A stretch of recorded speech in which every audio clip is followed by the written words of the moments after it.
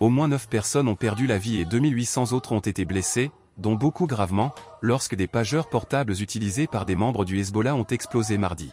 Cet incident est qualifié de la violation de sécurité la plus significative du groupe à ce jour. Les explosions ont causé une panique généralisée dans les banlieues sud de Beyrouth, dans certaines régions du sud du Liban et dans la vallée de la Bekaa, en particulier dans les villes d'Ali al-Nari et de Rayak. Les téléavertisseurs ont été fabriqués par une société taïwanaise, qui nie toute exportation directe vers le Liban.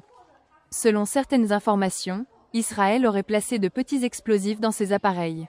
Most probably, the Israelis have intercepted the supply chain, interfered with the pagers, added a certain explosive material to the batteries or to the pager itself, and, sent it back to waiting for the right moment to do this. And it seems that this is the right moment to do this. Israël n'a pas commenté, et les États-Unis nient toute implication. I can tell you that the U.S. was not involved in it. The U.S. was not aware of this incident in advance, and at this point we're gathering information. Des centaines de personnes ont été transportées d'urgence à l'hôpital pour des soins médicaux urgents, avec des rapports indiquant que certains blessés avaient subi des amputations de membres en raison des explosions. Le chaos a suivi, le ministère de la Santé exhortant les hôpitaux à préparer des services d'urgence. De nombreux blessés sont arrivés dans des véhicules civils, tandis que la sécurité intérieure du Liban maintenait les routes dégagées pour leur transport. Selon des rapports, l'ambassadeur d'Iran au Liban, Mojtaba Amani, faisait partie des blessés lorsque son pageur a explosé. Les citoyens libanais sont choqués par cette explosion.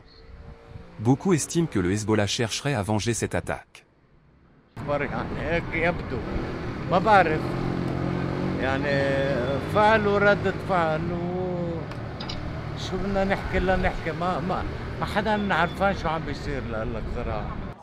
Le Hezbollah est passé au pageur avec batterie au lithium après que les forces israéliennes aient piraté des téléphones portables et des caméras pour cibler ses membres.